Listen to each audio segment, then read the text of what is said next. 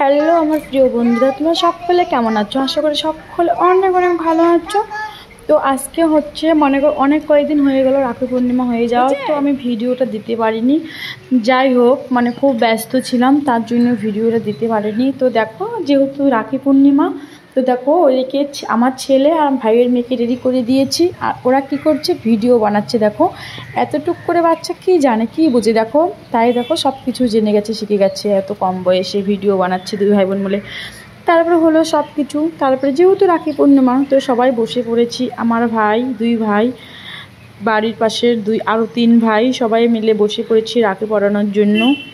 তো দেখো আমি এক এক করে সবাইকে রাখি পরে দিয়েছি। তারপরে এই যে দেখতে পাচ্ছ, ওটা হচ্ছে আমাদের মদনদা, মানে ওদের বাড়ি অনেক দূরে, তো আমাদের বাড়িতে থাকে কাজ করে। তো দাদাকে রাখি পরিয়ে দিলাম। দেখো আজকের দিনটাতে কিন্তু কোনো জাতি ভেদাভেদ কোনো কিছু না, সবাই সবার প্রিয় মানুষ। তো ও কেন বাদ যাবে, তাই আমি দাদাকে মদনদাকে রাখি পরিয়ে দিয়েছি, আর মদনদা কিন্তু খুবই খুশি হয়েছে। তারপরে দেখো আমার বোন সবাইকে রাখি পরাচ্ছে, আমার ভাইদেরকে। তো বোন রাখি পরাচ্ছে সবাইকে, আর বোন রাখি পরার সময় অনেকটাই হাসি হয়েছে। তারপরে এক এক করে আমরা সবাই রাখি পরাচ্ছি। আর এটা হচ্ছে ভাইয়ের বউ, ওর তো ভাই নেই, বাড়িতে থাকে, তাই ও হচ্ছে আমার ভাইকে রাখি পরিয়ে দিয়েছে। ভাই মানে ভাই, দেওয়ার মানেও তো ভাই, তাই না? তো দেখো ও রাখি পরে দিয়েছে আর কি। তো এদিকে দেখো সবাই মানে সে হাসাহাসি করতেছি। আর আমরা কি বলো তো, প্রত্যেক বছরে কিন্তু রাখি পরাই না। আমি এই বছরে আর কি ভালো করে একটু রাখি পরাইতে পারলাম। যাই হোক, যেহেতু বাড়িতে থাকি না, তাই আর রাখি পরানো হয়ে ওঠে না। তো সবাই মনে করো, সবার সবসময় তো ফ্রি থাকে না, সবাই মনে করো কাজের সময় কেউ বাড়িতে থাকে, কেউ বাইরে থাকে, এরকম করে আর কি যায়। তো এই বছরটাই আর কি সবাই মিলে খুব আনন্দ করলাম। তারপরে ভাইদের তো রাখি পরানো শেষ, তো বোনকে রাখি না পরাইলে কেমন হয়, তার জন্য বোন দেখো আমাকে বরণ করে নিচ্ছে রাখি পরানোর জন্য। অনেক কি বলবো, আর এত হাসি পাচ্ছিল। হ্যাঁ, তারপরে যে বোন বরণ করে নিল, আমাকে রাখি পরাচ্ছিল। আমি বললাম চল, সবাই যদি ভাইদেরকে রাখি পরায় তাদেরকে, তা বোনদেরকে আবার কে রাখি পরাবে, তাই না? চল তুই আর আমি রাখি পরানো কাজটা সেরেই ফেলি। তো দেখো বোন আমাকে রাখি পরাচ্ছে, আর আমার ছেলে আর ভাইয়ের মেয়ে ওদেরকে দৌড়াদৌড়ি করতেছে।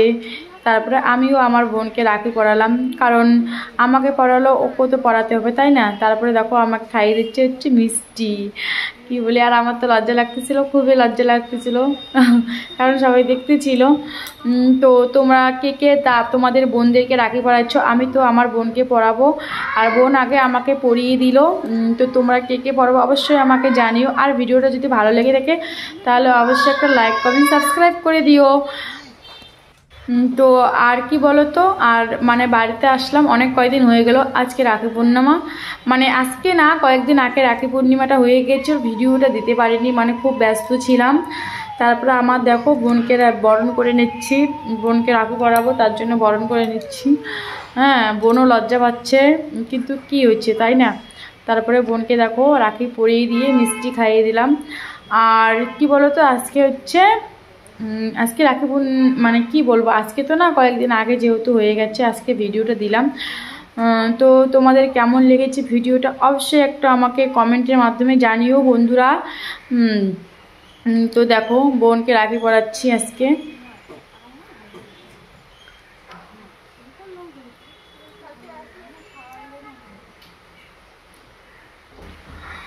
তো দেখো ফাইনালি আমিও রাখি পরে দিলাম বোনকে, আর এখন খাওয়াবো হচ্ছে মিষ্টি।